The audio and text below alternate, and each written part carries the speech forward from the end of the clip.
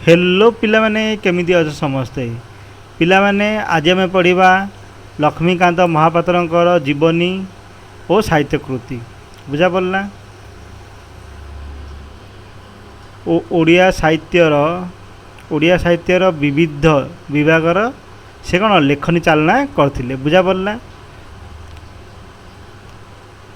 कांत कवि लक्ष्मीकांत महापात्र निजे रचनावलीर भिन्न भिन्न माने कौन अलग अलग रोचक भाव मनोरम शैली पाई पाठक महल रे कौन सुपरिचित माने तांके कौन जो माने पाठक महल माने कौन जो माने तांकर कविता गुड़िया कौन पढ़ुचंदी बुझा पड़ला से कौन सुपरिचित से कौन 1888 मसीहा डिसेम्बर मासरे कौन 9 तारिख रे मानवसा गुरुवार दिन कटक सहर में जन्मग्रहण करथिले बुझा पड़ला।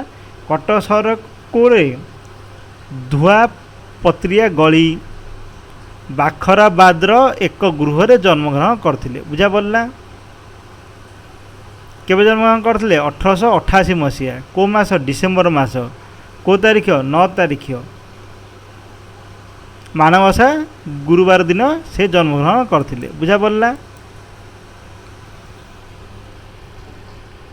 बाखराबाद गोटे गृह रे जन्मग्रहण करथिले।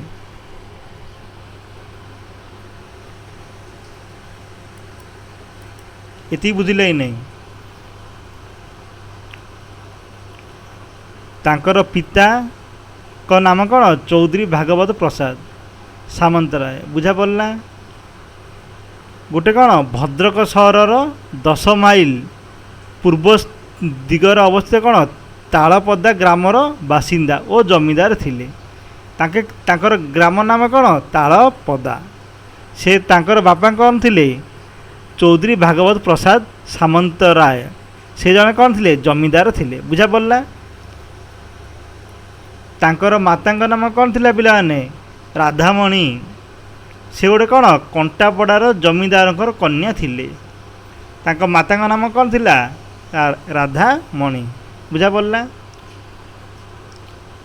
लक्ष्मीकांत जन्म होगा बेलू भागवत प्रसाद कटक एकाडेमी स्कूल रे कौन शिक्षागत करुथिले माने तांके जन्म होगा टाइम रे कौन तांको पिता बा बापा कौन पाठ पढ़ुले स्कूल रे शिक्षागत एकाडेमी स्कूल रे कौन शिक्षागत पढ़ुले शिक्षकता करुथिले माने तांको टीचर थिले। ओ आउ कौन करथिले तांके आईन परीक्षा माने लॉ मध्य तांके पाठ पढ़ुले बुझा पड़ला। वकिलाती परीक्षा रे कृतकार्य होई भागवत बाबू कौड़े कले वकिलाती बालेश्वर कौन कले वकिलाती कले बुझा पड़ला। तेणु लक्ष्मीकांत शिक्षा बालेश्वर जिला स्कूल रे होइथिला। लक्ष्मीकांत कौड़े पढ़थिले बालेश्वर जिला स्कूल रे पाठ पढ़थिले बुझा पड़ला। माने तांके पाठ तांके जन्म होला टाइम तांको बापा कौन पाठ पढ़ा सहित तांके कौन लॉ पाई बा आईन शिक्षा पाई प्रस्तुत करथिले। तापर तांके कौन वकिलाती कले कौड़े कले बालेश्वर कला टाइम तांके कौन तांकर पुत्र बा लक्ष्मीकांत महापात्र तांके बालेश्वर जिला स्कूल रे पाठ पढ़थिले बुझा पड़ला। कि तापर चलो तापर कौन कले सी यही समय रे भद्रक रे कोर्ट खोलिबारु भागवत प्रसाद भद्रक चली आसिले।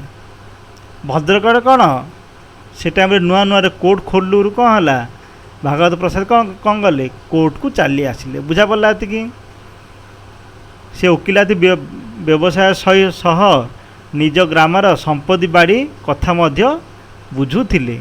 से वकिलाती व्यवसाय बाले कौन जे वकिल थिबा सहित कौन घर संपत्ति बाड़ी मध्य तांके ही बुझुथिले तांको गाँर बुझा पड़ला। लक्ष्मीकांत पाठ पढ़ा भद्रक करा जिबार व्यवस्था करागला। लक्ष्मीकांत आगे कौट थिले बालेश्वर थिले तापर तांको कौन कले भद्रक चेंज हो गले बुझा पड़ला। कि तापर कौन है बालेश्वर रे पढ़िया बेले लक्ष्मीकांत जिला स्कूल बुद्धिमान और कौन उत्तम खेलाड़ी छात्र भाव सुनाम अर्जन करथिले बुझा पड़े ने ଲକ୍ଷ୍ମୀକାନ୍ତ ସବୁଠୁ ବୁଦ୍ଧିମାନ ମାନେ ସବୁଠୁ ବୁଦ୍ଧି ଆଉ କ'ଣ ଉତ୍ତମ ଖେଳାଳି ମଧ୍ୟ ତାଙ୍କୁ କ'ଣ କୁହାଯାଉଥିଲା। କିନ୍ତୁ ଭଦ୍ରକରେ ଅନେକ ପିଲାଙ୍କ ସାଥିରେ ନାଟକ ଅଭିନୟ କରିବାରୁ ଲକ୍ଷ୍ମୀକାନ୍ତକୁ କଟକ ପଠାଗଲା କ'ଣ ଅଧ୍ୟୟନ ପାଇଁ। ସେ ଯେତେବେଳେ ନାଟକରେ ଅଭିନୟ କରିବାକୁ ତାଙ୍କ ଦି କ'ଣ ଭଲ ଲାଗିଲା, ତାଙ୍କ ଦି କ'ଣ ଭଦ୍ରକରୁ କେଉଁଠି ପଠାଗଲା, କଟକ ପଠାଗଲା। ବୁଝା ପଡ଼ିଲା। ସେତେବେଳେ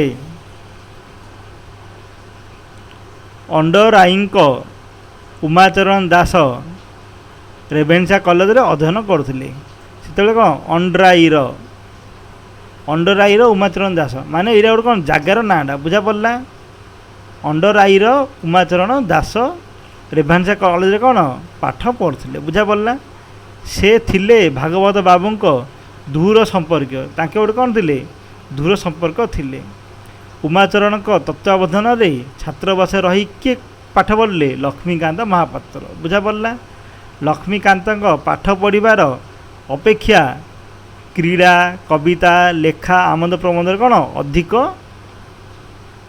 ଆଗ୍ରହ ଥିବାର ଉମାଚରଣ କ'ଣ ଦୃଷ୍ଟିରେ ପଡ଼ିଲା। ବୁଝା ପଡ଼ିଲା। ଲକ୍ଷ୍ମୀକାନ୍ତକୁ କ'ଣ ପାଠ ପଢ଼ାରେ ଏତେ ରୁଚି ରହିବା ସହିତ ପାଠ ପଢ଼ାରୁ ଅଧିକ ରୁଚି କେଉଁଟା ରହୁଥିଲା, ଖେଳିବାରେ, ବୁଲିବାରେ, ତାପରେ ଲେଖାରେ, କବିତା ଲେଖାରେ, ତାପରେ କ'ଣ ଆମୋଦ ପ୍ରବଣ ମାନେ କଥାବାର୍ତ୍ତାରେ ବେଶୀ ରୁଚି ଥିଲା ବୋଲି କିଏ କାହାର ଦୃଷ୍ଟି ପଡ଼ିଲା, ଉମାଚରଣଙ୍କ ଦୃଷ୍ଟି ପଡ଼ିଲା। ବୁଝା ପଡ଼ିଲା। ତାପରେ କ'ଣ ହେଲା, 1906 ମସିହାରେ ଉମାଚରଣ ନିଜର ଉଚ୍ଚଶିକ୍ଷା ପାଇଁ କଲିକତା ଯିବାରୁ ଭାଗବତ ବାବୁ ଲକ୍ଷ୍ମୀକାନ୍ତକୁ ବାଲେଶ୍ୱର ଜିଲ୍ଲା ସ୍କୁଲରେ ପଢ଼ାଇଲେ। ଆଉ ଥରେ ତାଙ୍କ କ'ଣ ରିଟର୍ଣ୍ଣ ଆସିଲେ, କେଉଁଠି ଆସିଲେ, ବାଲେଶ୍ୱରକୁ ଆଉ ଥରେ ପଳେଇ ଆସିଲେ। ବୁଝା ପଡ଼ିଲା। ଏଇ ସ୍କୁଲରୁ ଲକ୍ଷ୍ମୀକାନ୍ତ 1907 ମସିହାରେ ଏଣ୍ଟ୍ରାନ୍ସ ବା ତତ୍କାଳୀନ ମେଟ୍ରିକ୍ ପରୀକ୍ଷା ମାନେ ପୂର୍ବରୁ ଗୋଟେ ମେଟ୍ରିକ୍ ପରୀକ୍ଷା ରହୁଥିଲା, ମାନେ ଯେଉଁଟାକ କେତେ 11ରେ ଆଗେ ସେଇଟା ହେଉଥିଲା। ବୁଝା ପଡ଼ିଲା। ସେଇଟା କ'ଣ ଉତ୍ତୀର୍ଣ୍ଣ ହେଲେ। କଟକସ୍ଥ ରେଭେନ୍ସା ମହାବିଦ୍ୟାଳୟରେ ତାପରେ ତାଙ୍କ କ'ଣ ପଢ଼ିଲେ, ଆଇଏ ପଢ଼ିଲେ। ଆଇଏ ମାନେ କେଉଁଟା, +2। ବୁଝା ପଡ଼ିଲା। ଆଇଏ ପାସ୍ କରିବା ପରେ ସେ କ'ଣ ପଢ଼ିଲେ, ବିଏ ପଢ଼ିଲେ ମାନେ କ'ଣ +3। ସେ କଲିକତାରେ କ'ଣ ରିପନ୍ କଲେଜରେ ତାପରେ କ'ଣ ନାଁ ଲେଖାଇଲେ। ବୁଝା ପଡ଼ିଲା। କଲିକତାରେ କ'ଣ ରିପନ୍ କଲେଜରେ ସେ ନାଁ ଲେଖାଇଲେ। ସେଠାରେ ଅସୁବିଧା ହେବାରୁ ଫେରି ଆସି ରେଭେନ୍ସା ମହାବିଦ୍ୟାଳୟରେ କ'ଣ ବିଏ ପାଠ ପଢ଼ିଲେ। ହେଲା। ପାଠ ପଢ଼ାଇବା ଅପେକ୍ଷା ସେ କ୍ରୀଡ଼ା ମାନେ କେଉଁଟା ବ୍ୟାଡ଼ମିଣ୍ଟନ, ଟେନିସ୍, ତାପରେ କ'ଣ କ୍ରିକେଟ ଖେଳରେ ମଧ୍ୟ କ'ଣ ଆଉ କ'ଣ ଗୋପୀଯନ୍ତ୍ର ଗୋଟେ କ'ଣ ବାଦ୍ୟଯନ୍ତ୍ରଟା। ବୁଝା ପଡ଼ିଲା। ସେଇଟା କ'ଣ ବେଶୀ ରୁଚି ରହିଲେ। ଗୋପୀଯନ୍ତ୍ର କ'ଣ କଲେ, ବଜାଇ ସଙ୍ଗୀତ ମଧ୍ୟ କ'ଣ ପରିବେଷଣ କରିବାରେ କ'ଣ ଅଧିକ ସମୟ ବ୍ୟୟ କରୁଥିଲେ। ବୁଝା ପଡ଼ିଲା। ଇତିମଧ୍ୟରେ ବାଲେଶ୍ୱରର ସୁନହଟରେ ଲାଲମୋହନ ଦାସଙ୍କ କନ୍ୟା ଲବଙ୍ଗ ଲତାଙ୍କ ସହ ତାଙ୍କର ବିବାହ ହୋଇଥିଲା। ତାଙ୍କର କ'ଣ ବାଲେଶ୍ୱରରେ ଗୋଟେ ସୁନହଟ ଗୋଟେ ଜାଗା ଅଛି, ତାଙ୍କର ବିବାହ କାହା ସହିତ ହୋଇଥିଲା, ଲବଙ୍ଗ ଲତାଙ୍କ ସହିତ ବାହାଘର ହୋଇଥିଲା। ଲବଙ୍ଗ ଲତା କାହାର କନ୍ୟା ଥିଲେ, ଲାଲମୋହନ ଦାସଙ୍କ କ'ଣ କନ୍ୟା ଥିଲେ। ବୁଝା ପଡ଼ିଲା।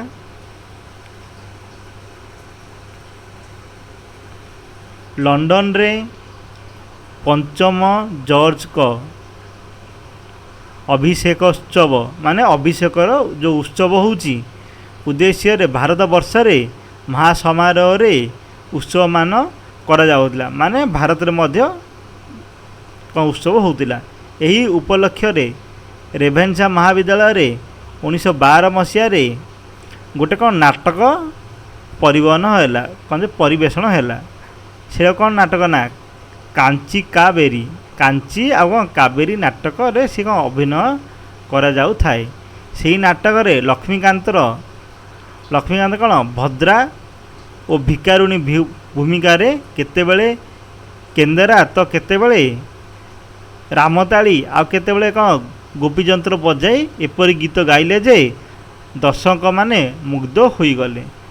ମାନେ ଅଲଗା ଅଲଗା କେନ୍ଦ୍ରା ତାପରେ ରାମତଳିଆ କ'ଣ ଗୋପୀ ଯନ୍ତ୍ର ଏଇଟା କ'ଣ ଗୋଟେ କ'ଣ ଯେ ବଜାର ଯନ୍ତ୍ର ଯାକ ବୁଝା ପଡ଼ିଲା। ଯେମିତି କ'ଣ ଯେ ହାରମୋନିୟମ୍ ସେଇ ଟାଇପ୍ର ଏଇଟା କ'ଣ ଗୋଟେ ଗୋଟେ କ'ଣ ଯନ୍ତ୍ର ଯାକ ବୁଝା ପଡ଼ିଲା ନାହିଁ। ତାଙ୍କେ ଏମିତି ଗୀତ ଗାଇଲେ ଲୋକମାନେ କ'ଣ ଦର୍ଶକ କ'ଣ ପୁରା ମନ ମୁଗ୍ଧ ହୋଇଗଲା ତାଙ୍କର ବୁଝା ପଡ଼ିଲା। ପୁନଶ୍ଚ ଏହି ନାଟକରେ ସେ ନର୍ତ୍ତକ ହୋଇ ନାଚିକରି ମଧ୍ୟ ଅନେକ ପ୍ରଶଂସା ପାଇଥିଲେ ବୁଝା ପଡ଼ିଲା। ସେ କ'ଣ ନାଟକ କ'ଣ ନର୍ତ୍ତକ ହୋଇ ମଧ୍ୟ କ'ଣ ନାଟକ କରିଥିଲେ ବୁଝା ପଡ଼ିଲା। ତାଙ୍କେ ଯେତେବେଳେ ବିଏ ପଢ଼ିଲେ ବିଏ ମାନେ କ'ଣ +3 ଯେତେବେଳେ ତାଙ୍କେ ପଢ଼ିଲେ କ୍ରୀଡ଼ା ରସକ ସଙ୍ଗୀତ ପ୍ରିୟ ଅଭିନୟରେ ପାରଦର୍ଶୀ ବୋଲି ଯେପରି ଜଣାଶୁଣା ହୋଇପାରିଲେ। ତାଙ୍କେ ବିଏ ପଢ଼ିଲା ମାନେ କ'ଣ +3 ପଢ଼ିଲାରୁ କ'ଣ ଯେ ଖେଳରେ ଆଉ ସଙ୍ଗୀତରେ ଆଉ କ'ଣ ଅଭିନୟରେ ସିଏ ଏକ୍ସପର୍ଟ ବୋଲି କ'ଣ ସମସ୍ତେ ଜାଣିପାରିଲେ ବୁଝା ପଡ଼ିଲା।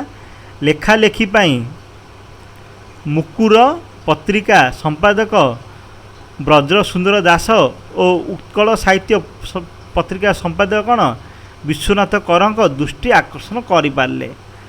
ଶୁଣ ଯେଉଁ ତାଙ୍କେ ଯେଉଁ ଲେଖୁଥିଲେ କବିତା ସେ କ'ଣ ମୁକୁର ପତ୍ରିକାର ସମ୍ପାଦକ କିଏ ବ୍ରଜ ସୁନ୍ଦର ଦାସ ଆଉ ଉତ୍କଳ ସାହିତ୍ୟର ସମ୍ପାଦକ କିଏ ବିଶ୍ୱନାଥ କର କ'ଣ ଦୃଷ୍ଟି ଆକର୍ଷଣ ସେ କରିପାରିଥିଲେ ବୁଝା ପଡ଼ିଲା। ଏତିକି ତାଙ୍କେ ଲେଖାଲେଖି ପାଇଁ କ'ଣ ମୁକୁର ପତ୍ରିକା ଆଉ କ'ଣ ଉତ୍କଳ ସାହିତ୍ୟ ପତ୍ରିକାର ସମ୍ପାଦକ ମାନଙ୍କର କ'ଣ ଦୃଷ୍ଟି ଆକର୍ଷଣ କରିଥିଲେ। କିଏ କିଏ ସମ୍ପାଦକ ବ୍ରଜ ସୁନ୍ଦର ଦାସ ଆଉ କ'ଣ କିଏ ବିଶ୍ୱନାଥ କର ବୁଝା ପଡ଼ିଲା। ଏତିକି ତାପରେ ତାହେଲେ ନେକ୍ସଟ ଏଣ୍ଟ୍ରାନ୍ସ ପଢ଼ିବା ବେଳେ ଏଣ୍ଟ୍ରାନ୍ସ ମାନେ କ'ଣ ବା ମେଟ୍ରିକ୍ ପୂର୍ବରୁ କ'ଣ କହୁଥିଲେ ତାଙ୍କୁ କ'ଣ ଏଣ୍ଟ୍ରାନ୍ସ ବୋଲି କହୁଥିଲେ ବୁଝା ପଡ଼ିଲା। ପଢ଼ିବା ବେଳେ କବିତା ପାଇଁ ରେଭେନ୍ସା ଛାତ୍ରାବାସରେ ଉତ୍କଳମଣି ଗୋପବନ୍ଧୁ ଦାସଙ୍କ ସେ ଶ୍ରଦ୍ଧାଭାଜନ ହୋଇଥିଲେ। ମାନେ ଉତ୍କଳମଣି ଗୋପବନ୍ଧୁ ଦାସ କ'ଣ ତାଙ୍କ ଶ୍ରଦ୍ଧା ହେଉଥିଲେ ବେଶୀ ବୁଝା ପଡ଼ିଲା। ଆଇଏ ପଢ଼ିବା ବେଳେ ତାଙ୍କର ଲେଖା ଫକୀରମୋହନ ସେନାପତିଙ୍କ ଦ୍ୱାରା ମଧ୍ୟ ପ୍ରଶଂସା ପାଇଥିଲା। ତାଙ୍କେ ଯେଉଁ ଲେଖୁଥିଲେ କ'ଣ ଫକୀରମୋହନ ସେନାପତି ତାଙ୍କ କ'ଣ ପ୍ରଶଂସା କରୁଥିଲେ ବୁଝା ପଡ଼ିଲା। ଏତିକି କ୍ରୀଡ଼ା ସଙ୍ଗୀତ ଅଭିନୟ ସାହିତ୍ୟ ବ୍ୟତୀତ ସେ ଛାତ୍ର ଅବସ୍ଥାରେ ସମାଜ ସେବା ପ୍ରତି ଆଗ୍ରହ ପୋଷଣ କରୁଥିଲେ ବୁଝା ପଡ଼ିଲା। ସେ ସମାଜ ସେବା ପାଇଁ ମଧ୍ୟ ସେ ଆଗ୍ରହ ଥିଲେ। ଦିନ ଦୁଃଖୀ ବ୍ୟାଧି ପୀଡ଼ିତା ଜନତାମାନଙ୍କ ପାଇଁ ସେବା କରିବା ପାଇଁ ସେ ରେଭେନ୍ସା ମହାବିଦ୍ୟାଳୟରେ ଅଧ୍ୟାପକ ହେମଚନ୍ଦ୍ର ସରକାରଙ୍କର ଗୋଟିଏ ସେବା ସଂସ୍ଥା ମଧ୍ୟ ଗଠନ କରିଥିଲେ ବୁଝା ପଡ଼ିଲା। ଅଧ୍ୟାପକ କ'ଣ ହେମଚନ୍ଦ୍ର ସରକାର ଏ ତାଙ୍କ ସେବା ସେବି ଦେଖିକି କ'ଣ ହେମଚନ୍ଦ୍ର ସରକାର ଗୋଟେ କ'ଣ ସେବା ସଂସ୍ଥା ବା ଗୋଟେ ଟ୍ରଷ୍ଟ ଗଠନ କରିଥିଲେ ବୁଝା ପଡ଼ିଲା। ଏହି ସଂସ୍ଥାରେ ଲକ୍ଷ୍ମୀକାନ୍ତ ଜଣେ ଥିଲେ ଅଗ୍ରଣୀ ସ୍ୱେଚ୍ଛାସେବୀ ମାନେ କ'ଣ ଭଲଣ୍ଟିୟର ବୁଝା ପଡ଼ିଲା। ଅଗ୍ରଣୀ ସ୍ୱେଚ୍ଛାସେବୀ ମାନେ ସବୁଠୁ କ'ଣ ଫାଷ୍ଟ ଆସିକିରି ସେବା କରିବା। ନିଜ ପାଠ୍ୟପୁସ୍ତକ ବ୍ୟତୀତ ସେ ବଙ୍ଗଳା ଓ ଓଡ଼ିଆ ଭାଷାର ବଛା ବଛା ଉନ୍ନତ ସାହିତ୍ୟ କୃତି ଅଧ୍ୟୟନ କରୁଥିଲେ। ମାନେ ଯେଉଁ ଯାକ କ'ଣ ସବୁଠୁ ଭଲ ଇମ୍ପୋର୍ଟାଣ୍ଟ ସାହିତ୍ୟ କୃତି ଯାକ କ'ଣ ସାହିତ୍ୟ କୃତି ମାନେ କ'ଣ ସବୁଠୁ ଭଲ ସାହିତ୍ୟ ରଚନା ହେଉ କ'ଣ ଗୋଟେ ହେଉ ମାନେ କ'ଣ ସାହିତ୍ୟର ବହି ଯାଗୁଡ଼ାକ କ'ଣ ସେ ପଦ୍ୟ ହେଉ ଗଦ୍ୟ ହେଉ ଲେଖା ହେଉ ସେ କ'ଣ ପାଠ ପଢ଼ୁଥିଲେ ବୁଝା ପଡ଼ିଲା। ଏତିକି କବିତା ଲେଖୁଥିବାରୁ ତାଙ୍କୁ ସାଙ୍ଗସାଥିମାନେ କାନ୍ତ କବି ଡାକୁଥିଲେ ବୁଝା ପଡ଼ିଲା। ତାଙ୍କ ଯେ କାନ୍ତ କବି କ'ଣ ପାଇଁ ଡାକା ହେଉଥିଲା ସେ କବିତା ଲେଖୁଥିବାରୁ ତାଙ୍କ ଯେ କ'ଣ କାନ୍ତ କବି ଡକାଗଲା ବୁଝା ପଡ଼ିଲା। କିନ୍ତୁ 1934 ମସିହା ଭଦ୍ରକ ହାଇସ୍କୁଲରେ ଏକ ସମ୍ବର୍ଦ୍ଧନା ସଭା କରାଯାଇ ଲକ୍ଷ୍ମୀକାନ୍ତକୁ କାନ୍ତ କବି ରୂପେ କ'ଣ ଘୋଷଣା କରାଗଲା। ଲକ୍ଷ୍ମୀକାନ୍ତକୁ କାନ୍ତ କବି ରୂପେ କେବେ ଘୋଷଣା କରାଗଲା 1934 ମସିହାରେ ବୁଝା ପଡ଼ିଲା। କବି ଚିନ୍ତାମଣି ମହାନ୍ତିଙ୍କ ନେତୃତ୍ୱରେ ଅନୁଷ୍ଠିତ ଏହି ସଭାର ମୁଖ୍ୟ ଉଦ୍ୟୋକ୍ତା ଥିଲେ ଲକ୍ଷ୍ମୀନାରାୟଣ ସାହୁ। ଉଦ୍ୟୋକ୍ତା ମାନେ କ'ଣ ପିଲାମାନେ, ମାନେ ଯିଏ କ'ଣ ଯେ ମୁଖ୍ୟ ଭାଷଣ ଦେଉଥିଲେ, ବୁଝା ପଡ଼ିଲା। ଉଦ୍ୟୋକ୍ତା ମାନେ ରୁହ ଦେଖିଦେବା କରୁଥର।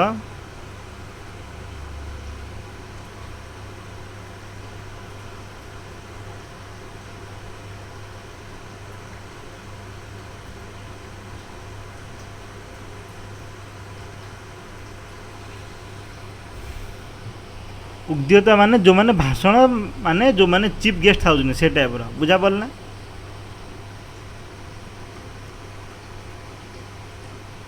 ଉଦ୍ୟୋକ୍ତା ଥିଲେ ଲକ୍ଷ୍ମୀନାରାୟଣ ସାହୁ।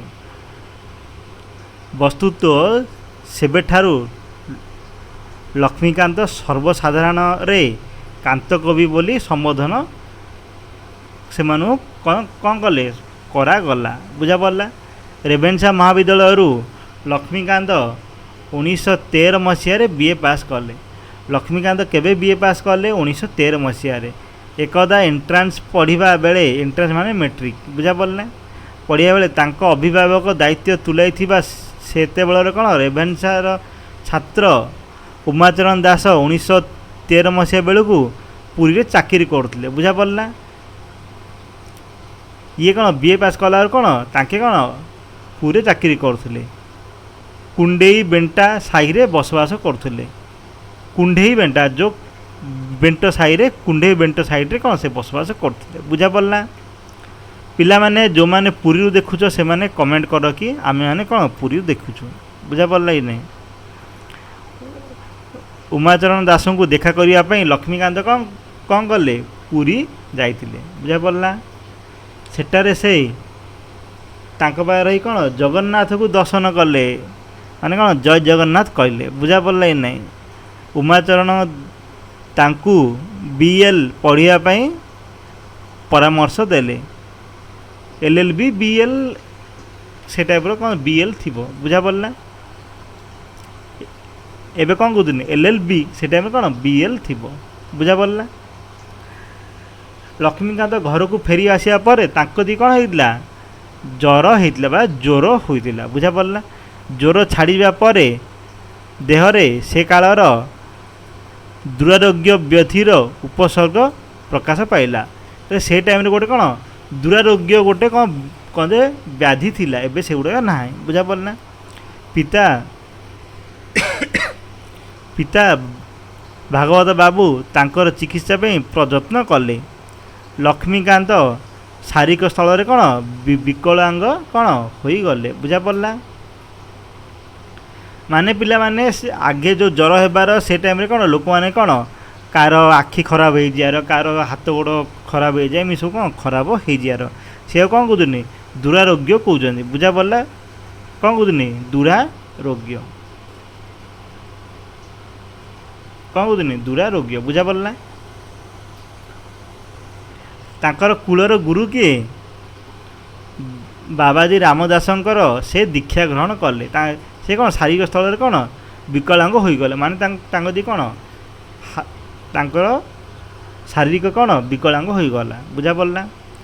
ତାଙ୍କର ପରାମର୍ଶରେ ସେ କୂଳଦେବତା ଗୋପୀନାଥ, ତାଙ୍କର କୂଳଦେବତା କିଏ? ଗୋପୀନାଥ ପ୍ରତି ସମର୍ପିତ ହେବା ପୂର୍ବକ ସେ କୀର୍ତ୍ତନ ଭଜନ ପ୍ରତି କ'ଣ ଆସକ୍ତ ହେଲେ। ସେ କ'ଣ କୀର୍ତ୍ତନ ଭଜନ ମଧ୍ୟ କରିବା ଷ୍ଟାର୍ଟ କଲେ। ଏଥର ଲକ୍ଷ୍ମୀକାନ୍ତଙ୍କ ଜୀବନଧାରା ଭିନ୍ନ ପ୍ରକାର ଗତି କଲା।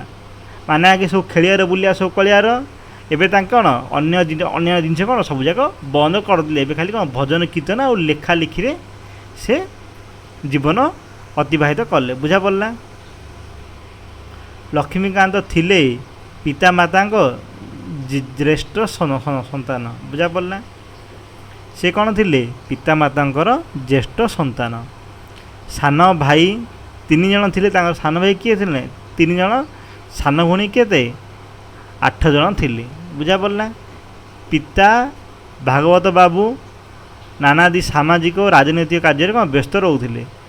ଦୁର୍ଦ୍ଦଶାଗ୍ରସ୍ତ ବଡ଼ ପୁଅର ଭବିଷ୍ୟତ ପାଇଁ ସେ ଇଷ୍ଟଦେବ ଗୋପୀନାଥଙ୍କ ନାମରେ ଥିବା ପ୍ରତ୍ୟକ୍ଷ ସମ୍ପତ୍ତିର ଉତ୍ତରାଧିକାରୀ କରାଇଥିଲେ କ'ଣ ଲକ୍ଷ୍ମୀକାନ୍ତଙ୍କୁ। ତାଙ୍କର ଯେଉଁ ଇଷ୍ଟ ଦେବତା ଗୋପୀନାଥଙ୍କର ଯାହା ସବୁ ସମ୍ପତ୍ତି ଥିଲା ସେଇଟା କ'ଣ ଗୋପୀନାଥ ମହାପ୍ରଭୁଙ୍କ ସମ୍ପତ୍ତିରେ କ'ଣ ଉତ୍ତରାଧିକାରୀ କାହାକୁ କଲେ ଲକ୍ଷ୍ମୀକାନ୍ତକୁ କଲେ। ବୁଝାପଡ଼ିଲା। ଏଥିରେ ବ୍ୟାଧିଗ୍ରସ୍ତ ଲକ୍ଷ୍ମୀକାନ୍ତକୁ ଭାଇ ଅଳିଆ ସ୍ତରରୁ ନାନାଦି ଈର୍ଷା ମାଲି ମକଦ୍ଦମା କ'ଣ ସମସ୍ୟା ସମ୍ମୁଖୀନ ହେବାକୁ ପଡ଼ିଲା। ଭାଇ ଆଳିଆ ସ୍ତରରୁ ମାନେ ତାଙ୍କର ଭାଇମାନଙ୍କର ଈର୍ଷା ଆଉ କ'ଣ ମକଦ୍ଦମା ମଧ୍ୟ କରିବାକୁ ପଡ଼ିଲା। ବୁଝାପଡ଼ିଲା। ଏଭଳି ଦୁଃଖ ସମୟରେ ସେ କ'ଣ ସାହିତ୍ୟ ରଚନା କଲେ, ସଙ୍ଗୀତ ସଂକୀର୍ତ୍ତନ ଚର୍ଚ୍ଚା ଆଉ ଇଷ୍ଟ ପୂଜା, ତାର କ'ଣ ଗୁରୁବାଣୀ ପାଳନ ଥିଲା ତାଙ୍କର କ'ଣ ସାନ୍ତ୍ୱନାର ଔଷଧ। ବୁଝାପଡ଼ିଲା। ତାଙ୍କର ଦୁଃଖ ସମୟରେ ସେ କ'ଣ ପଢ଼ୁଥିଲେ ସାହିତ୍ୟ ସଙ୍ଗୀତ ସଂକୀର୍ତ୍ତନ ଚର୍ଚ୍ଚା କରୁଥିଲେ, ଇଷ୍ଟମାନଙ୍କର ପୂଜା କରୁଥିଲେ, ଗୁରୁବାଣୀ କ'ଣ ପାଳନ କରୁଥିଲେ, ଏଗୁଡ଼ା କରୁଥିଲେ। ବୁଝାପଡ଼ିଲା। ଏହି କାଳରେ ଭାଷାଭିତ୍ତିକ ଉତ୍କଳ ପ୍ରଦେଶ ଗଠନ ପାଇଁ ଉତ୍କଳ ସମ୍ମିଳନୀ ଜରିଆରେ ଆନ୍ଦୋଳନ ଚାଲିଥିଲା। ସେ ଟାଇମ୍ରେ କ'ଣ ଆନ୍ଦୋଳନ ଚାଲିଥିଲା ସବୁ। ବୁଝାପଡ଼ିଲା। ଉତ୍କଳ ଗୌରବ ମଧୁସୂଦନ ଦାସ ସେମାନେ କ'ଣ ନେତୃତ୍ୱ ନେଇଥିଲେ। କେବେ ହେଇଥିଲା ଏଗୁଡ଼ାକ 1936 ମସିହାରେ ହୋଇଥିଲା। ବୁଝାପଡ଼ିଲା। ଏ ସମ୍ବନ୍ଧରେ ସଚେତନ ଥିଲେ ଲକ୍ଷ୍ମୀକାନ୍ତ ମହାପାତ୍ର। 1912 ମସିହାରେ ତାଙ୍କ ରଚିତ ବନ୍ଦେ ଉତ୍କଳ ଜନନୀ କବିତା ଉତ୍କଳ ସମ୍ମିଳନୀର ଅଧିବେଶନରେ ଗାନ କରାଯାଇ ପ୍ରସିଦ୍ଧି ଲାଭ କରାଯାଇଥିଲା। ବୁଝାପଡ଼ିଲା। ତାଙ୍କ ରଚନା କେବେ 1912 ମସିହା ସେ ରଚନା କ'ଣ କରିଥିଲେ ବନ୍ଦେ ଉତ୍କଳ ଜନନୀ, ସେ କ'ଣ ପ୍ରସିଦ୍ଧି ଲାଭ ପାଇଲା। ବୁଝାପଡ଼ିଲା। ଭାରତ ବର୍ଷରେ ସ୍ୱାଧୀନତା ସଂଗ୍ରାମ ପାଇଁ 1921 ମସିହାରେ କ'ଣ ହେଇଥିଲା ଅସହଯୋଗ ଆନ୍ଦୋଳନ ଡାକରା ଦିଆଯାଇଥିଲା। କିଏ ଡାକରା ଦେଇଥିଲେ ମହାତ୍ମା ଗାନ୍ଧୀ ଦେଇଥିଲେ। ବୁଝାପଡ଼ିଲା।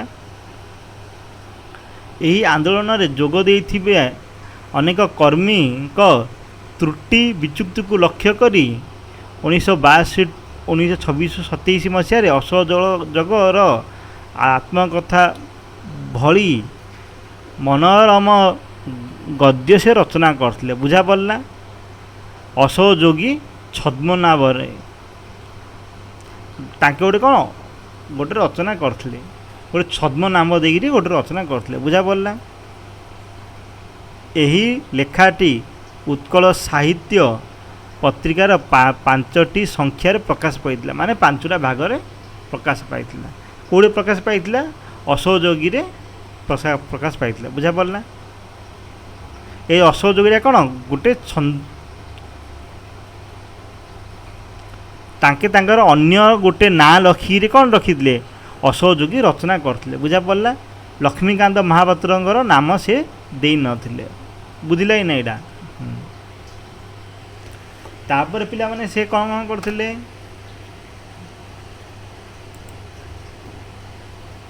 ତାପରେ ପୁନଶ୍ଚ ସେ କ'ଣ କନିକା ମେଳି କଂଗ୍ରେସର ନେତୃତ୍ୱ ସ୍ଥାନୀୟ ବ୍ୟକ୍ତିଙ୍କର ତହିଁରେ ଭୂମିକା ଲକ୍ଷ୍ୟ କରି କ'ଣ କରିଥିଲେ ବ୍ୟଙ୍ଗ ବୃତ୍ତିରୂପ ଧର୍ମୀ ପଞ୍ଚାମୃତ୍ତିକ ନାଟକ ରଚନା କରିଥିଲେ। ସେ କ'ଣ ଅଲଗା ଅଲଗା କ'ଣ ରଚନା କରିଥିଲେ। ବ୍ୟଙ୍ଗ ବିଦ୍ରୂପ ମାନେ କ'ଣ ହସ ମଜାର ନାଟକ। ବୁଝାପଡ଼ିଲା। ଯାହା ବାଲେଶ୍ୱରରୁ ପ୍ରକାଶ ପାଉଥିବା ଗୋଟେ ସାପ୍ତାହିକ ପତ୍ରିକା, ମାନେ 7 ଦିନ କି ଥରେ ସେଇଟା ପ୍ରକାଶ ପାଉଥିଲା। ପତ୍ରିକା ନାଁ କ'ଣ ଥିଲା ପ୍ରଜାତନ୍ତ୍ର। ବୁଝାପଡ଼ିଲା।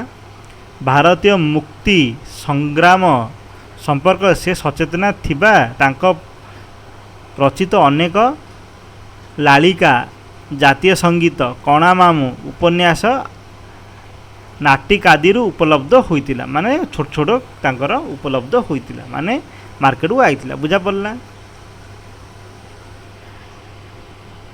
ଦେଶାତ୍ମବୋଧ ଚିନ୍ତା ଚେତନାରେ ଲକ୍ଷ୍ମୀକାନ୍ତଙ୍କ ପରିବାର ଲୋକେ ଉଦ୍ବୁଦ୍ଧ ଥିବା ଜଣାଯାଏ। ବୁଝାପଡ଼ିଲା। ତାଙ୍କର ପୁରା ଫ୍ୟାମିଲି କ'ଣ ପୁରା ଦେଶ ପାଇଁ ଜାତି ପାଇଁ ସେ କ'ଣ ଉଦ୍ବୁଦ୍ଧ ଥିଲେ। ବୁଝାପଡ଼ିଲା। ଲବଣ ସତ୍ୟାଗ୍ରହ ସମୟରେ ସେ କ'ଣ କରିଥିଲେ ବ୍ରିଟିଶ ସରକାରଙ୍କର ସାଧାରଣ ଲୋକଙ୍କ ଉପରେ ଯେଉଁ ଅତ୍ୟାଚାର ହେଉଥିଲା ତାକୁ କ'ଣ କ'ଣ ବିରୋଧ କରି କିଏ କରିଥିଲା? ଭାଗବତ ପ୍ରସାଦ ବିହାର ଓଡ଼ିଶା କାଉନସିଲ୍ ସଭ୍ୟରୁ କ'ଣ ଇସ୍ତଫା ଦେଇଥିଲେ? କିଏ? ଭାଗବତ ପ୍ରସାଦ, ତାଙ୍କ ବାପା। ବୁଝା ପଡ଼ିଲା ନା? ଲକ୍ଷ୍ମୀକାନ୍ତଙ୍କ ସାନ ଭାଇ କିଏ? କମଳକାନ୍ତ। ଭଉଣୀ କୋକିଳା ଦେବୀ ଓ ଜାହ୍ନବୀ ଦେବୀ। ଭଣଜା କିଏ? ଗୌର ଗୋପାଳ ଦାସ। ଆଉ ଦୁଇ ପୁତ୍ର କିଏ? ନିତ୍ୟାନନ୍ଦ ଆଉ କ'ଣ? ଗୌରଚନ୍ଦ୍ର। ସ୍ୱାଧୀନତା ସଂଗ୍ରାମରେ ଯୋଗ ଦେଇ କାରାବରଣ କଲେ। କାରାବରଣ ମାନେ କ'ଣ? ଜେଲ୍ ଯାଇଥିଲେ। ବୁଝା ପଡ଼ିଲା ଏତିକି? ବୁଝିଲା କି ନାହିଁ ପିଲାମାନେ? ତାଙ୍କେ ଜେଲ୍ ଯାଇଥିଲେ। ଏତିକି ହେଲା। ତାପରେ କ'ଣ ହେଲା? 1921 ମସିହାରେ ଲକ୍ଷ୍ମୀକାନ୍ତ ଗୋପୀନାଥ ସଙ୍ଗୀତ ସମାଜ ଗଠନ କରିଥିଲେ। କ'ଣ? ଗୋପୀନାଥ ସଙ୍ଗୀତ ସମାଜ। ପ୍ରଥମେ ଏହା ଅପେରା, ପରେ କ'ଣ ଥିଏଟରରେ ପରିଣତ ହେଲା। ମାନେ ଗୋଟେ ରୁମ୍ଟା ଭିତରେ ତାଙ୍କେ ସବୁ ଅଭିନୟ କରିବେ। ବୁଝା ପଡ଼ିଲା?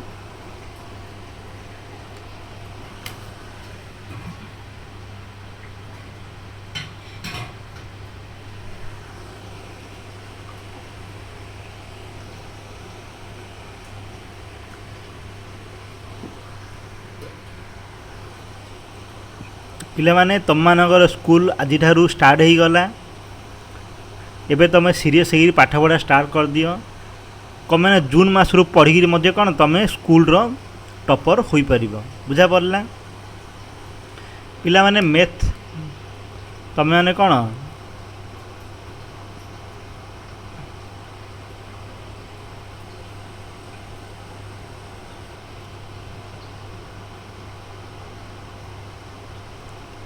ମ୍ୟାଥ୍, ସାଇନ୍ସ ଆଉ SST ମାନେ କ'ଣ ହିଷ୍ଟ୍ରି ଜିଓଗ୍ରାଫି ଏଗୁଡ଼ାକ ପଢ଼ିବା ସାଥିରେ ଓଡ଼ିଆ, ଇଂଲିଶ,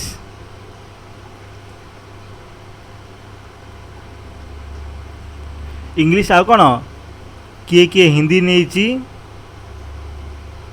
ଆଉ କିଏ ସାଂସ୍କ୍ରିଟ୍ ନେଇଛନ୍ତି। ବୁଝା ପଡ଼ିଲା? ସେମାନେ ଏଗୁଡ଼ା ମଧ୍ୟ ପଢ଼ିବାକୁ ଟ୍ରାଏ କର। ମାନେ ପ୍ରତିଦିନ ପଢ଼ିବାକୁ ଟ୍ରାଏ କର। ମାନେ ଏଗୁଡ଼ାକ ଯଦି ତୁମେ ଅଧିକ ସମୟ ଦେବ, ଏଗୁଡ଼ା କ'ଣ କମ୍ ସମୟ ଦିଏ, ମାତ୍ର କ'ଣ ପ୍ରତିଦିନ ପଢ଼ିବାକୁ ଟ୍ରାଏ କର। ନ ପଢ଼ିଲେ ଆଉ କିଛି ମଧ୍ୟ ହେଇପାରିବନି। ଆଉ କ'ଣ ଲାଷ୍ଟ ମୋମେଣ୍ଟରେ ତୁମେ ପଢ଼ିବେ କହିଲେ କିଛି ପଢ଼ିପାରିବ ନାହିଁ। ଆଉ ପିଲାମାନେ ଏତିକି ମନେ ରଖ, ଗାଇଡ଼ ଗୁଡ଼ାକ ପଛେ ପଢ଼ିବ। ପ୍ରଥମେ କ'ଣ ଏ ଯେଉଁ ବହି ଗୁଡ଼ାକର ପଏଣ୍ଟ ବାଇ ପଏଣ୍ଟ ଆଉ ଲାଇନ୍ ବାଇ ଲାଇନ୍ ପଢ଼ିବା ଇମ୍ପୋର୍ଟାଣ୍ଟ। ବୁଝା ପଡ଼ିଲା? ଓକେ।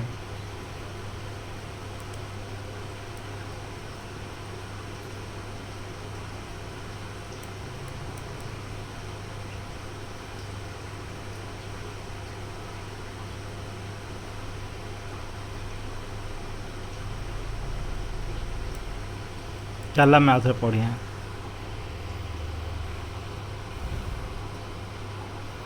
ତାଙ୍କେ କ'ଣ କରିଥିଲେ? ଗୋପୀନାଥ ସଙ୍ଗୀତ ସମାଜ ଗୋଟେ ଗଠନ କରିଥିଲେ। ସେଠାରେ ଅପେରା ଷ୍ଟାର୍ଟ କଲେ, ତାପରେ ଥିଏଟରରେ ମଧ୍ୟ ତାସରୁ ପରିଣତ ହେଲା। ସେହି ଅନୁଷ୍ଠାନର ଆୟୁକାଳ ମାତ୍ର 5 ବର୍ଷ ଥିଲା। ମାନେ ଏଇ ଯେଉଁ ଅନୁଷ୍ଠାନ ଗଠନ କରିଥିଲେ କେତେ 5 ବର୍ଷ ପରେ କ'ଣ ବନ୍ଦ ହୋଇଯାଇଥିଲା। ବୁଝା ପଡ଼ିଲା? ଏଥିରେ ଅଭିନୀତ ହେବା ପାଇଁ କାନ୍ତକବି ରଚନା କରିଥିଲେ କ'ଣ? ଶରଦ୍ରାସ, ବସନ୍ତ ବିଳାସ, କାଳିନୀ ଦଳନ, ବ୍ରଜ ବଜନ, ବଂଶୀ ଶିକ୍ଷା ଆଦି କ'ଣ ନାଟକ ସେ କ'ଣ ପରିବେଷଣ କରିଥିଲେ ବା ସେ ତାହିଁରେ ଅଭିନୀତ ହୋଇଥିଲା। ବୁଝା ପଡ଼ିଲା?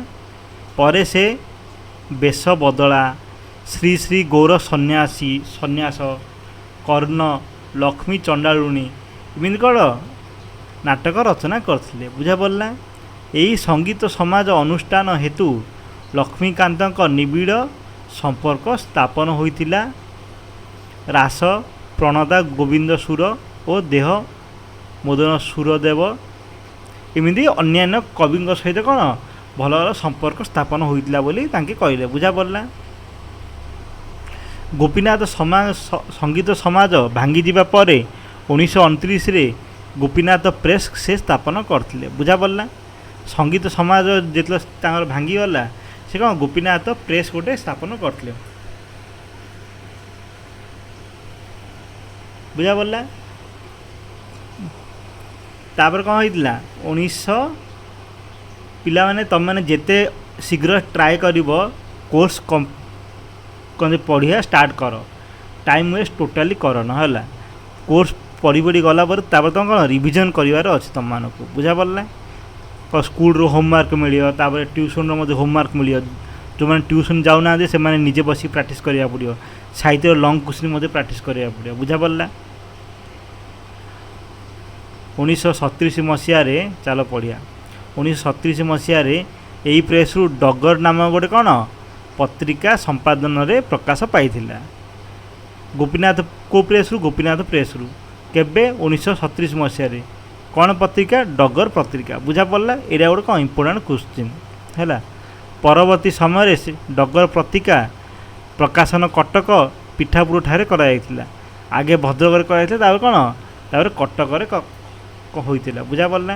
1948 ମସିହାରେ ଭଦ୍ରକ, ତାଳପଦା ଆଉ କଟକରେ ଭିନ୍ନ ଭିନ୍ନ ସମୟରେ ଅବସ୍ଥାନ କରି ସେ କ'ଣ ସାହିତ୍ୟ ରଚନା କରୁଥିବା ଲକ୍ଷ୍ମୀକାନ୍ତଙ୍କ ଗାଁ ଲୋକଙ୍କ ଦୁଃଖ ଦୁର୍ଦ୍ଦଶା ମୋଚନ ମଧ୍ୟ ସେ କରୁଥିଲେ।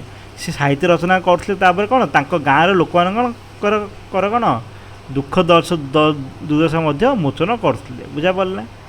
ସେମାନଙ୍କ ଭିତରେ ଥିବା ଅନ୍ଧବିଶ୍ୱାସ ଦୂର କରିବା ଏବଂ କୃଷି କୁଟୀର ଶିଳ୍ପୀ ମାନେ ଛୋଟ ଯେଉଁ ଶିଳ୍ପ ଗଠନ କରୁଛନ୍ତି, ବୁଝା ପଡ଼ିଲା। ଉନ୍ନତି ନିମନ୍ତେ ସେମାନଙ୍କୁ କ'ଣ ଉତ୍ସାହିତ କରୁଥିଲେ, ମାନେ କ'ଣ ମୋଟିଭେସନ୍ କରୁଥିଲେ କି ତୁମେ ଛୋଟିଆ ଛୋଟିଆ କାମ ହେଉ ନହେଲେ କୃଷି ହେଉ କ'ଣ ନା କ'ଣ କର ବୋଲି, ବୁଝା ପଡ଼ିଲା। ତାପରେ କ'ଣ ହେଲା ଗାନ୍ଧୀ ଆଦର୍ଶ ବାଣୀ ପ୍ରତି ସେ ଅନୁରାଗୀ ହୋଇ ସମ୍ପର୍କରେ ଅନେକ କବିତା ରଚନା କଲେ, ମାନେ ସମ୍ପର୍କ ବିଷୟରେ ଅନେକ କବିତା ସେ ରଚନା କଲେ, ବୁଝା ପଡ଼ିଲା। ଏହିଭଳି ମାନସିକ କର୍ମତତ୍ତ୍ୱର ସାହିତ୍ୟ ସାଧନା ମଧ୍ୟରେ ତାଙ୍କ ଜୀବନର ଅବସାନ କେବେ ଘଟିଲା? ମାନେ ସେ ମୃତ୍ୟୁବରଣ କରିଥିଲେ କେବେ? 1953 1953 ମସିହାରେ କେବେ ସେ ମୃତ୍ୟୁବରଣ କରିଥିଲେ? କେଉଁ ମାସ?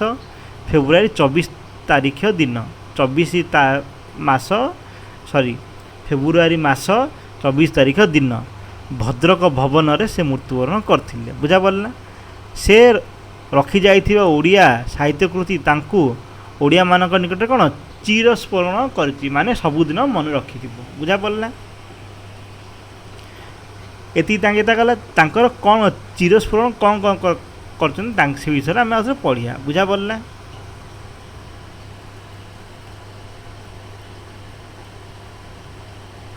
ଓକେ ପିଲାମାନେ, ଆଜି ପଢ଼ିବା କି ପଛେ ପଢ଼ିବା? ଆଜି ପଢ଼ିବା। ଓକେ। ଓଡ଼ିଆ ସାହିତ୍ୟର ଗଦ୍ୟ ଓ ପଦ୍ୟ ବିଭାଗକୁ ବହୁ ସଂଖ୍ୟକ ଓ ନାନା ପ୍ରକାରର ରଚନା ଦ୍ୱାରା ପରିପୁଷ୍ଟ କରାଯାଇଛି।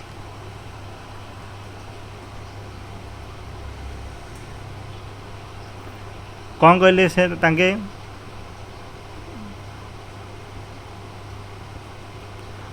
ଓଡ଼ିଆ ସାହିତ୍ୟର ଗଦ୍ୟ ଆଉ ପଦ୍ୟ ବିଭାଗକୁ ବହୁ ସଂଖ୍ୟକ ଓ ନାନା ପ୍ରକାରର ରଚନା ଦ୍ୱାରା ପରିପୁଷ୍ଟ କରାଯାଇଛି, ମାନେ ବିଭିନ୍ନ ବିଭିନ୍ନ କ'ଣ ରଚନା ମଧ୍ୟ ସେ ଲେଖିନାହାନ୍ତି, ବିଭିନ୍ନ ବିଭିନ୍ନ କବିମାନେ ଲେଖିଛନ୍ତି।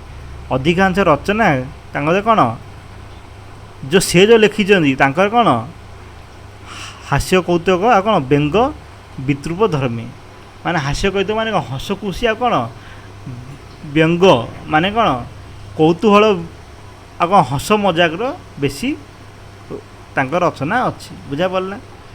ତାଙ୍କ ସାହିତ୍ୟ ପାଠକ ମାତ୍ରେ ଅନୁଭବ କରନ୍ତି ଯେ ସତେ ଯେପରି ହସିବା ଆଉ ଅନ୍ୟମାନଙ୍କୁ ନିଜ ଲେଖା ଜରିଆରେ ହସାଇବା ଅଦ୍ଭୁତ ଶକ୍ତି ନେଇ କ'ଣ ସେ ଜନ୍ମଗ୍ରହଣ କରିଥିଲେ, ମାନେ ତାଙ୍କ ରଚନା ଶୁଣିଲେ କ'ଣ ଲୋକମାନେ ହସୁଥିଲେ, ବୁଝା ପଡ଼ିଲା। ତାଙ୍କ ଲେଖିଥିବା ଲାଳିକା ଆଉ ନାଟ୍ୟ ରୀତରେ ପ୍ରହସନ, ମାନେ ଯେଉଁ ନାଟକୁ କ'ଣ ଆଗେ ଏବେ ଲୋକମାନେ କହୁଛନ୍ତି ନା କ'ଣ ପ୍ରହସନ କରୁଛୁ କି, ସେଗୁଡ଼ାକ କ'ଣ ତାଙ୍କର ହାସ୍ୟ ସୃଷ୍ଟି କରୁଥିଲା, ବୁଝା ପଡ଼ିଲା। କବି ସୂର୍ଯ୍ୟ ବଳଦେବ ରଥଙ୍କ କିଶୋର ଚନ୍ଦ୍ର ନନ୍ଦ ଚମ୍ପୁର ବ୍ୟଙ୍ଗାତ୍ମକ ଅନୁକରଣ ହେଉଛି चटक चंद्रहास चंपू यहीटा पे मोस्ट इम्पोर्टाट बुझा पड़ा। कवि सूर्य बलदेव रथंक कौन किशोर चंद्र नंद चंपूर गोटे कौन व्यंग माने कमेडी गोटे टाइप गोटे रचना कौन करते चटक चंद्रहास चंपू बुझा पड़ा। तापर कौन है अभिमन्यु सामंत सिंहारंग विदुक्त चिंतामणिर कि कौन कला माणिकरे छांद अनुसरण करी कौन धला माणिकरे से कौन रचना करते बुझा पड़ा। फकीरमोहन सेनापति कौन उत्कल भ्रमण रचना करी कौन से कटक सफर रचना करते माने से कौन किसी कॉपी पेस्ट करना माने से टाइप अनुसरण करी से को टाइप लिखाई से टाइप कौन गोटे कौन अन्य टाइप गोटे लिखी बुझा पड़ा है। तापर कौन है नाट्य साहित्य धारा रे हास्य द्वारा दर्शक मानू कौन करते रसई मजेई पारुथिबा सृष्टि प्रहसन भावे से जनाशुना माने से कौन लोक मानू जो रचना करते से कौन लोक मैंने हसी हसी गड़ी जाऊले बुझा पड़ा। डिम्बक्रोशी सभा हनुमंतक वस्त्रहरण जरवान भूत तापर कौन ब्रिटिश दूतक प्रश्नोत्तर आदि कौन प्रश्न कौन रचना एगुड़ा जो कौन नाटक गुड़ाक कौन सी निजे कलम ही लिखी बुझा पड़ा।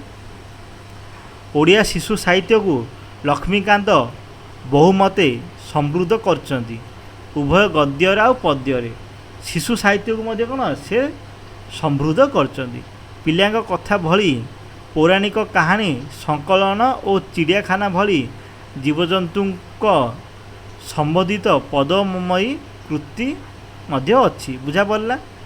से छोट छोट पिला केते गुड़िया लिखिं बुझा पड़ा इन्हें। तापर कौन पाठ्यमाला कौन साहित्य सुधाकर ये छोट छोट पिला कौन पढ़िया केतटा पुस्तक दीटा पुस्तक मध्य से रचना कर बुझा पड़ा। आ छोट छोट पिला पढ़ाई कौन शिक्षा कोचित नीति आ कौन उपदेश बाणी मध्य कौन शुणा को मिली थाए माने तांको द्वारा ही रचना बुझा पड़ा। गल्प प्रबंध उपन्यासादि माने उपनिष जो थिला तांको द्वारा ही रचना कहले बुझा पड़ा। आउरी कौन ओडिया साहित्य को कौन समृद्ध कर जो रचना द्वारा ओडिया साहित्य कौन समृद्ध कर से कौन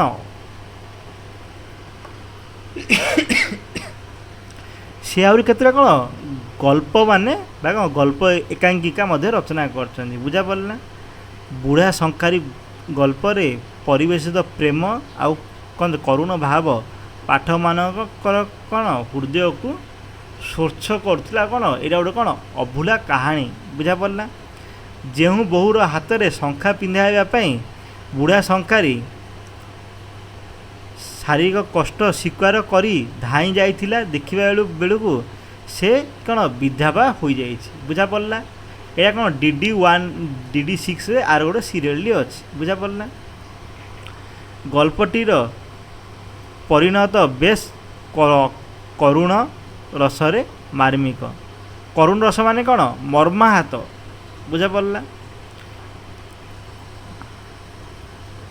आउ जो रचना करते कौन असहयोगी आत्मकथा भली हास्य व्यंग आ वैतृप धर्मी गद्य रचना आउ किए करिपारिबो नाही बुझा पड़ा। कणा मामू भली गोटे जातीयवादी संग्रामी गढ़ु गढ़ु असंपूर्ण रही जाइथिबा एक विचित्र उपन्यास लक्ष्मीकांत लेखनीर महनीय शेषकृति माने लेखु लेखु कौन से असंपूर्ण रही जाइए बुझा पड़ा। यह व्यतीत से अनेक प्रबंध कौन साहित्य समालोचना मध्य करथिले।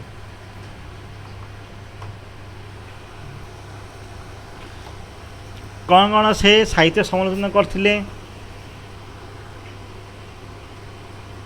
से प्रबंध कौन साहित्य समालोचना मध्य करथिले। हास्य रस साहित्य सृष्टि रे हास्य रस कवि कवित्व ଓଡ଼ିଆ ସଙ୍ଗୀତ ଆଦି ପ୍ରବନ୍ଧରୁ ଲକ୍ଷ୍ମୀକାନ୍ତଙ୍କ ମୂଲ୍ୟାଙ୍କନ ଦୃଷ୍ଟି ଓ ବିଚାରବୋଧ ଜାଣି ହୁଏ।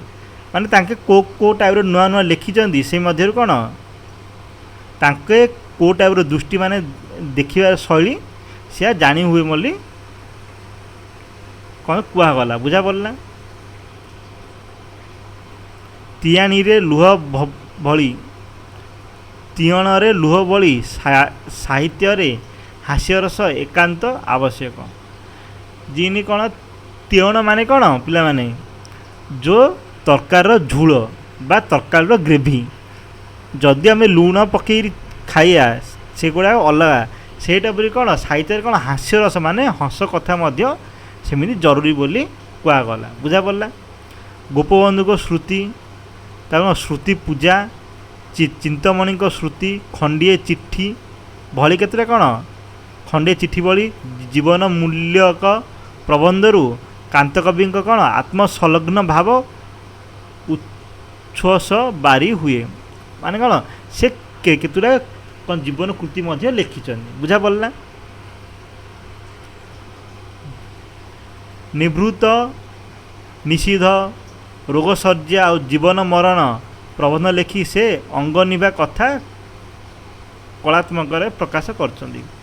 ମାନେ ତାଙ୍କ ସହିତ ଯାହା ଯାହା କ'ଣ ଯେ ବ୍ୟତୀତ ହୋଇଛି, ତାଙ୍କ ଜୀବନଶୈଳୀ ଯାହା ବ୍ୟତୀତ ହୋଇଛି ସେଗୁଡ଼ିକ କ'ଣ ତାଙ୍କର ଗୋଟେ କ'ଣ ପ୍ରବନ୍ଧ ବା କ'ଣ ରଚନା ହିସାବରେ କ'ଣ ଲେଖି ଦେଇଛନ୍ତି। ବୁଝା ପଡ଼ିଲା।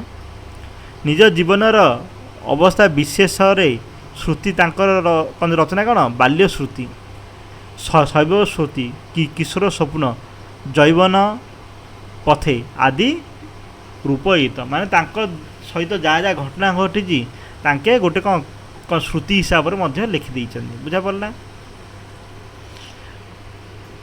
ଲାଳିକା ରଚନା ଭିନ୍ନ ଅନେକ ହାସ୍ୟ ଉଦ୍ଦୀପକ କବିତା ମଧ୍ୟ ସେ କ'ଣ ଯେ ଲେଖିଛନ୍ତି। କିଏ? କାନ୍ତକବି। ତନ୍ମଧ୍ୟରେ କିଏ? ମାତ୍ର କ'ଣ ତା ମଧ୍ୟରୁ କୋଡ଼ା କୋଡ଼ା ଅନ୍ୟତମ ଅଲଗା ପୁରାଣ, ଯୁଗର ମଜା, ବିଡ଼ି ମହିମା, ଶୋକ ଗୀତ, ଗାନ୍ଧୀ ଗୋଳ, ଗାନ୍ଧୀ ଆଉ କ'ଣ ଗୋଳ କବିତା କ'ଣ ସ୍ମରଣ ଯୋଗ୍ୟ। ବୁଝା ପଡ଼ିଲା। କବିବର ରାଧାନାଥ ରାୟଙ୍କ ବିଚରିତ ଚିଲିକା ରୀତିରେ ଲକ୍ଷ୍ମୀକାନ୍ତ ଲେଖିଛନ୍ତି ବୈତରଣ। ମାନେ ରାଧାନାଥ ରାୟଙ୍କର ଗୋଟେ ଚିଲିକା ଗୋଟେ ଗୀତ ଅଛି, ସେ ମଧ୍ୟରୁ କ'ଣ ଲକ୍ଷ୍ମୀକାନ୍ତ କ'ଣ ଲେଖିଛନ୍ତି ବୈତରଣୀ। ମାନେ ଚିଲିକା ହିସାବରେ ତାଙ୍କେ ଅଲଗା ଲେଖିଛନ୍ତି, କ'ଣ ବୈତରଣୀ ନଦୀ ଦେଖି କ'ଣ ତାଙ୍କେ କ'ଣ ଅଲଗା ଗୋଟେ ଲେଖିଛନ୍ତି। ବୁଝା ପଡ଼ିଲା।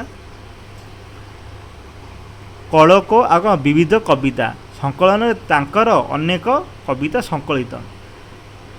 ବୁଝା ପଡ଼ିଲା। ସେଗୁଡ଼ିକ ମଧ୍ୟରେ ଶୋଷଣରେ ରାଧାନାଥ, ଶୋଷଣରେ, ଶ୍ଵାସନରେ ମଧୁସୂଦନ, ମହାପ୍ରଣୟ, ଆଷାଢ଼ ପ୍ରଥମେ ଦିବସ, ବର୍ଷା ସଙ୍ଗୀତ, ଶିଶୁ, ଶିଶୁର ଭାଷା, ଶିଶୁର ହସ, ମୋ ସଙ୍ଗୀତ, ଯୁଗାବତାର ଆଦି କବିତା କ'ଣ ପ୍ରମୁଖ। ତାଙ୍କର ଏତିକି କ'ଣ ଗୋଟେ ଗୋଟେ କ'ଣ କବିତା ତାଙ୍କେ କ'ଣ ଲେଖିଛନ୍ତି। ମହାତ୍ମା ଗାନ୍ଧୀଙ୍କୁ କବି ଯୁଗବତାର ଭାବେ ପରିକଳ୍ପନା କରି କ'ଣ ଲେଖିଛନ୍ତି ଯୁଗବତାର କବିତା ଲେଖିଛନ୍ତି। ବୁଝା ପଡ଼ିଲା। ତାଙ୍କ ରଚିତ ଆଧ୍ୟାତ୍ମବାଦୀ ଗୀତଗୁଡ଼ିକ ସଂକଳନ ଜୀବନ ସଙ୍ଗୀତ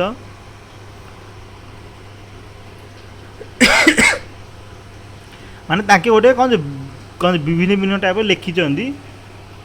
ତା ମଧ୍ୟରୁ କ'ଣ ଗୋଟେ ହେଉଛି କ'ଣ ଆଉ ତାଙ୍କ କ'ଣ ଗୀତ ମଧ୍ୟ ଲେଖିଛନ୍ତି। ତାଙ୍କର କ'ଣ ଜୀବନ ସଙ୍ଗୀତ ଗୋଟେ କ'ଣ ଅନ୍ୟାନ୍ୟ କୃତି ମାନେ ତାଙ୍କର କ'ଣ ମୋଷ୍ଟ ଇମ୍ପୋର୍ଟାଣ୍ଟ ମଧ୍ୟ ତାଙ୍କର କ'ଣ ମାନ୍ୟତା ମିଳିଛି। ବୁଝା ପଡ଼ିଲା। କେହି କେହି ଏହାକୁ ରବୀନ୍ଦ୍ରନାଥ ଟାଗୋରଙ୍କର ଗୀତାଞ୍ଜଳି, ରବୀନ୍ଦ୍ରନାଥ ଟାଗୋର ଗୋଟେ କ'ଣ ଯେ ଗୀତାଞ୍ଜଳି ଗୋଟେ ଲେଖିଥିଲେ। ବୁଝା ପଡ଼ିଲା କବିତା, ତା ସହିତ ମଧ୍ୟ ଲୋକମାନେ କ'ଣ ତୁଳନା କରିଛନ୍ତି। ବୁଝା ପଡ଼ିଲା। ଏଇନେ ଜାତୀୟ ଭାବ, ଦେଶପ୍ରେମୀ, ଜାତୀୟ ବୀର ବନ୍ଦନାମୂଳକ କେତେକ କବିତା ମଧ୍ୟ ତାଙ୍କ କ'ଣ ଲେଖିଛନ୍ତି। ବୁଝା ପଡ଼ିଲା।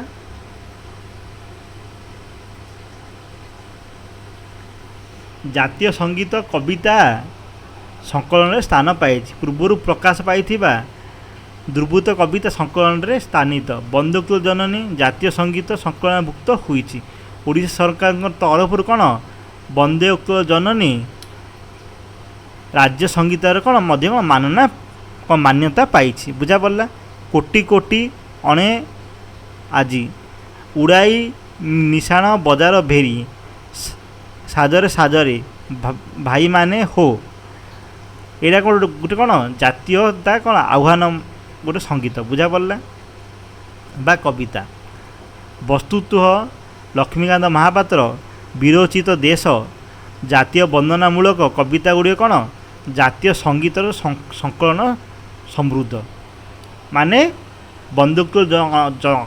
ବନ୍ଦେ ଉତ୍କଳ ଜନନୀ କ'ଣ ଜାତୀୟ ରାଜ୍ୟ ସଙ୍ଗୀତର କ'ଣ ମାନ୍ୟତା ଅଲରେଡ଼ି ପାଇସାରିଛି। କେବେ 2020 ମସିହାରେ। ବୁଝା ପଡ଼ିଲା। କାନ୍ତକବି ଲକ୍ଷ୍ମୀକାନ୍ତ ମହାପାତ୍ର ଥିଲେ ଜଣେ କ'ଣ ବୈଷ୍ଣବ। ମାନେ କ'ଣ ସେ ବିଷ୍ଣୁଙ୍କୁ ପୂଜା କରୁଥିଲେ। ବୁଝା ପଡ଼ିଲା। ତେଣୁ ତାଙ୍କ ଲେଖାବଳୀରେ ସ୍ୱଦେଶ ପ୍ରଣୟ ଆଉ କ'ଣ ଆଶାବାଦର ଝଲକ ସୌନ୍ଦର୍ଯ୍ୟଶୀତ ଭାବେ କ'ଣ ସର୍ବଦା ପ୍ରକାଶ ପାଇଛି। ଆଧ୍ୟାତ୍ମିକ ଉଡ଼ଙ୍ଗ ଭାବରେ ବେଳେବେଳେ ତାଙ୍କ ସୃଷ୍ଟିକୁ ଅନ୍ୟାନ୍ୟ କରାଯାଇଛି। ମାନେ ସବୁଠାରୁ ଅଲଗା କରାଯାଇଛି। ବୁଝା ପଡ଼ିଲା। ମାନେ ଉତ୍କୃଷ୍ଟ ସେ ଭଲ ଲେଖୁଥିଲେ ବୋଲି କୁହାଯାଇଛି। ହେଲା। ଅଧିକାଂଶ ରଚନା ଆବେଦନରେ ପାଠକକୁ ହାସ୍ୟ ଆଉ ସୁଖାନୁଭବ ଦେଇଛି। ମାନେ ସୁଖର ଅନୁଭବ କରାଇଛି। ବୁଝା ପଡ଼ିଲା। ଓଡ଼ିଆ ସାହିତ୍ୟର ସବୁ ବିଭାଗ ଲେଖନୀ ଚାଳନା କରି କୃତିଗୁଡ଼ିକ ଉତ୍କୃଷ୍ଟତା ହେତୁ କାନ୍ତକବି ଲକ୍ଷ୍ମୀକାନ୍ତ ମହାପାତ୍ର ଯଶୋଦେହ ଆୟୁଷ୍ମାନ ହୋଇ ରହିଛନ୍ତି। ବୁଝା ପଡ଼ିଲା। ଓଡ଼ିଆ ଜାତିଙ୍କ ନିକଟରେ ମାନେ ସେ ସବୁବେଳେ ଚିର ଉପକୃତ ହୋଇ ରହିଛନ୍ତି କ'ଣ ଓଡ଼ିଆ ଜାତିଙ୍କ ନିକଟରେ। ବୁଝା ପଡ଼ିଲା। ଏଭଳି ଜଣେ ମହାପୁରୁଷଙ୍କ ଜୀବନୀ ଓ ସାହିତ୍ୟ କୃତି ଓଡ଼ିଶାବାସୀଙ୍କୁ ନୂତନ ଦିଗ୍ଦର୍ଶନ ମଧ୍ୟ ଯୋଗାଇଛି ଆଉ କ'ଣ ପ୍ରେରଣା ମଧ୍ୟ ଯୋଗାଇଛି। ବୁଝା ପଡ଼ିଲା। ସେଥିପାଇଁ କ'ଣ କୃତିତ୍ୱ ଓଡ଼ିଆ ପାଠକମାନେ ଆଦରଣୀୟ ହୋଇଛନ୍ତି ଏବଂ କ'ଣ ଚିରକାଳ ଗ୍ରହଣୀୟ ମଧ୍ୟ ହୋଇ ରହିବେ। ବୁଝା ପଡ଼ିଲା। ପିଲାମାନେ ତମମାନଙ୍କର ଯେତିକି ଯେଉଁଟା ଅଛି ଏ ଯେଉଁ ଏତା ଗୁଡ଼ାକ କ'ଣ ଯେ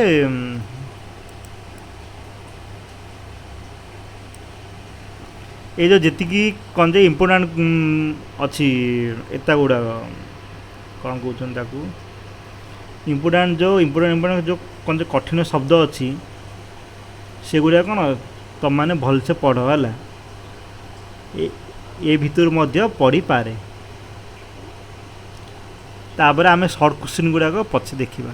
ଓକେ ଚାଲ ବାଏ। ଆଉ ପିଲାମାନେ ତୁମମାନଙ୍କର କ'ଣ ଡାଉଟ୍ ହେଉଛି ତୁମମାନେ କମେଣ୍ଟ ଜଣାଇବ। ଓକେ ଚାଲ ବାଏ।